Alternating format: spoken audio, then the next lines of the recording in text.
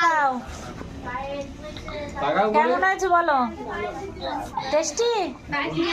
হ্যাঁ, আগে কি খাচ্ছ বলো?